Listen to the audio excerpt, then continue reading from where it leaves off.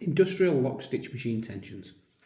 So whether your machine's basic or it's an automatic type with a thread trimmer, the principle still applies. So for your thread tension in the work, you're using your main tension body here. This is what's controlling your stitch. On the machines, if it's an automatic thread trimmer, this one controls the length of the cut end. So if the automatic thread trimmer kicks in and you have lots of tension here, you will have a short remaining end. If you've got less, you will have a long end. Just remember, it needs to be long enough that the machine will start consistently. But for the main tension, we're using the bigger primary tension setup here. So just sew along. We're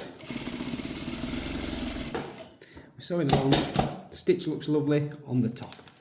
So the pink is on the top. It's looking very nice. It's pulled in. It's a nice stitch. That's because we've got plenty of tension on the bobbin case, enough that it's pulling in and it's making a nice stitch on the top. Underneath, it's still sewing nice here. That means we've got enough tension on the main tension body. Stitches like this means there is not enough tension. So let's back it off and see what happens.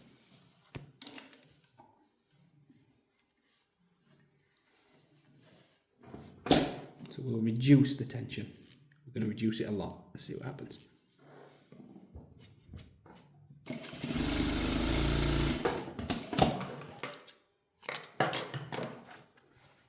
Still looks nice on the top. Underneath you can see how those loops are starting to develop now. That's because we've not got enough tension here. So what we will do is we'll slowly put some tension back on until we get a good stitch, a stitch we're happy with.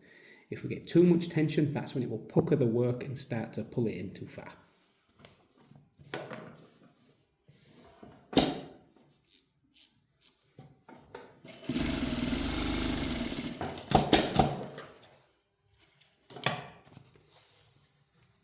So you can see we've got it back there now already.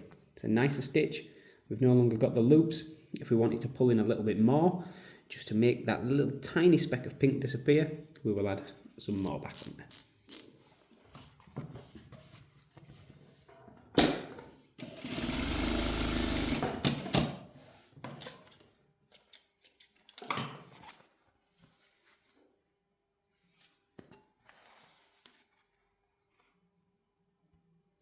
If you've got the opposite problem, if it's your bottom tension, so the tension on the bobbin case, so you pull your bobbin case out, check it's threaded up correctly. You want your bobbin case to be tight enough that it will just about hold itself, and then if you bounce it, it will drop down under its own bounce. So I'm not having to yank the thread out, I'm just going to hold it and bounce it like a yo-yo, and if it drops, that's probably alright for most stuff. So thinner materials will have less tension, thicker materials, thicker thread tend to have more tension. So using a little screwdriver, I'm going to back off some tension from the bobbin case, and we'll see what it does.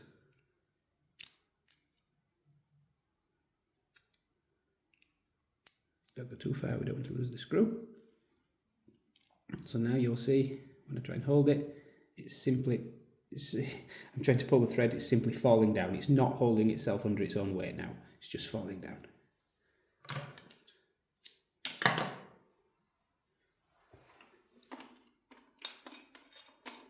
Load it back in. We'll sew the opposite way this time.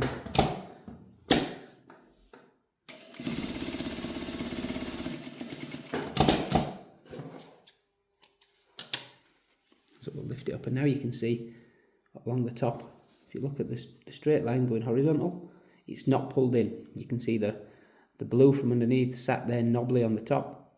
It just doesn't look nice. Underneath will still look nice because we've controlled that using the top tension. But what we need to do is take that bobbin case back out and put some more tension back on there.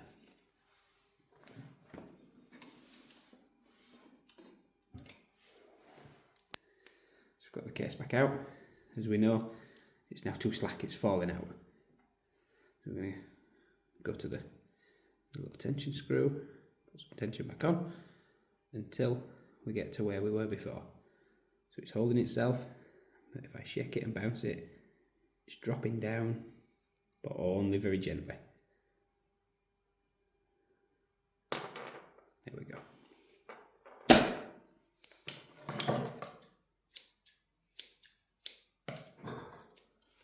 Good scissors are also helpful.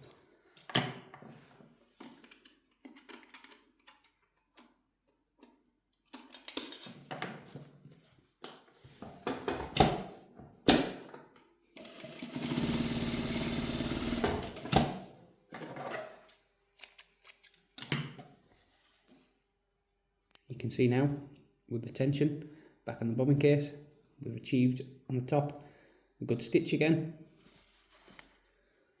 Getting hard to tell there, but you can see underneath we still have the good stitch because we haven't altered that. That's still on the top.